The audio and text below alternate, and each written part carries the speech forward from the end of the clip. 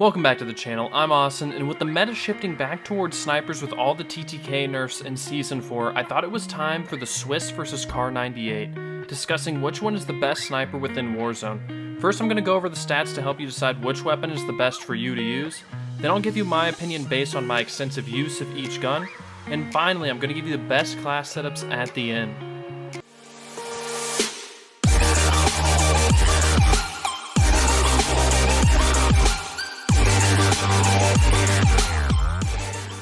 With sniper rifles only having a few stats that truly matter, bullet velocity, ADS, rate of fire, damage, ease of use, and how clean the optic is, I'm going to have to go over each of these points head to head with the Swiss and Kar98 to give you a clear picture on which one is better in which category. So, to start off with bullet velocity, the Swiss actually comes out ahead with a max bullet velocity of 1027 compared to the Kar's 961. This is a key benefit to using the Swiss at longer ranges, because what bullet velocity means is that the bullet travels to the target faster, making it have less bullet drop off at long range.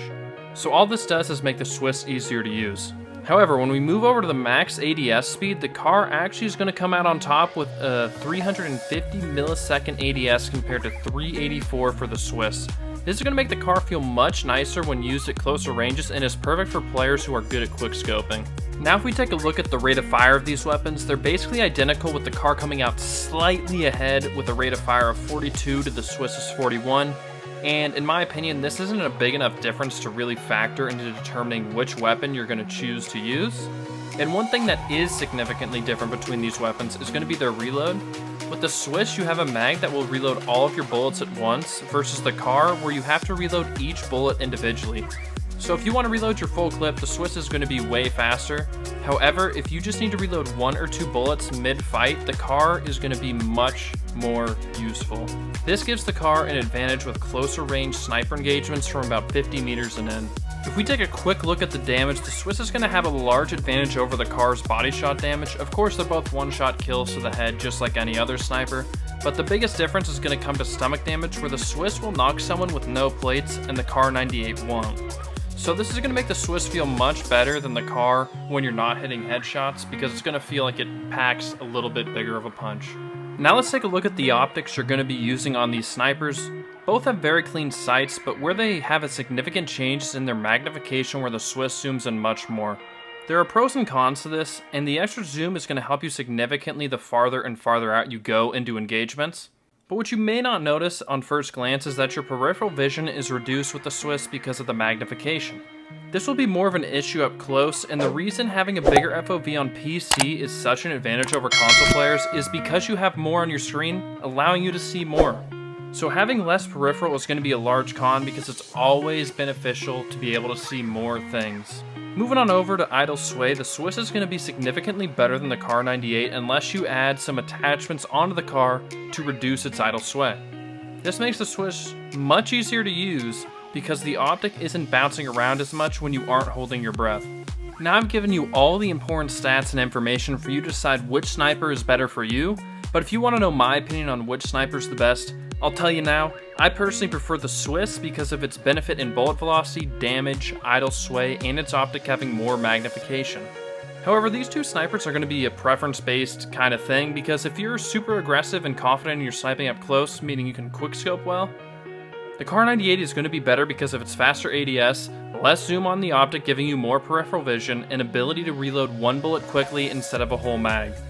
I believe the Swiss is the best of both worlds, however, because it's still good up close while being able to compete and beat the heavy and slow snipers, the HDR and Tundra, at range.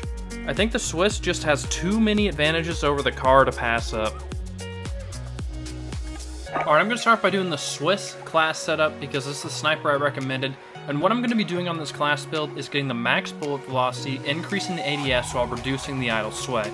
So the first thing we're going to do is add the Grew Suppressor for bullet velocity and effective damage range. Then when we move over to the barrel, we're going to be using the 24.9 Combat Recon stock because it is the best one for bullet velocity. Now the con is idle sway control, but our other attachments here are going to help out with that. So we're going to do the SWAT 5 MW laser sight, which as you see gives us the aiming stability increase and aimed out sight speed. So that's going to be a double win for us. Then we're going to go to the underbarrel, and we're going to do the bruiser grip because this also gives us plus 1% on all movement speed across this weapon. That's going to be sprinting, walking, strafing, all that stuff. You're going to get a 1% boost, and then aiming stability once again. And finally, we're going to go over to the rear grip, which you can choose between the serpent grip and airborne elastic wrap. But I like the airborne elastic wrap because it gets the idle sway down once again. It also gives us increase on aim down sight speed and flinch resistance. So that's going to be my choice. But let's say you don't want the max bullet velocity and you want to have something that's equivalent to the car's bullet velocity of 961. If you switch the GRU suppressor over to the sound moderator, which still gives you sound suppression, your bullet velocity will only be 931, but then you're going to get the max ADS time on the Swiss, so then you could use it as a more up-close sniper rifle. But since I think this one is definitely going to be more beneficial to get the extra bullet velocity than the extra ADS, I used the GRU suppressor.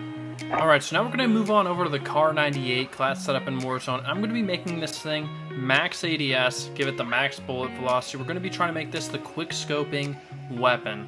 So this is going to be our aggressive sniper right here. So to start off with, we got to go with the monolithic suppressor to give us that damage range and sound suppression.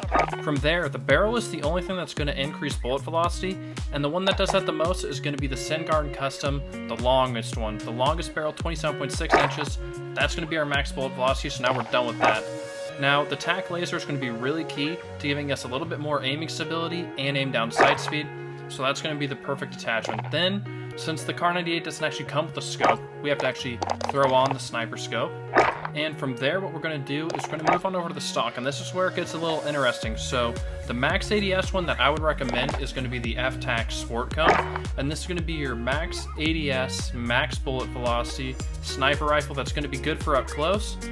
But if you want to use this at a little bit longer range and you don't really want to use it as a quick scoping weapon, you just find this weapon easier to use for yourself, how you would get the idle sway down to match the Swisses is going to be using this precision cone, and then the aiming stability is going to be perfectly equal. Or if instead of going for aiming stability, what you want to do, if you want to hold your breath for a really long time, you would go over to your perk and you would add presence of mind. And so what this does is this just makes it so you can hold your breath for a minute. And what that does is then it means your idle sway doesn't really matter. So this would be your perfect super long range sniper rifle where you're hard scoping.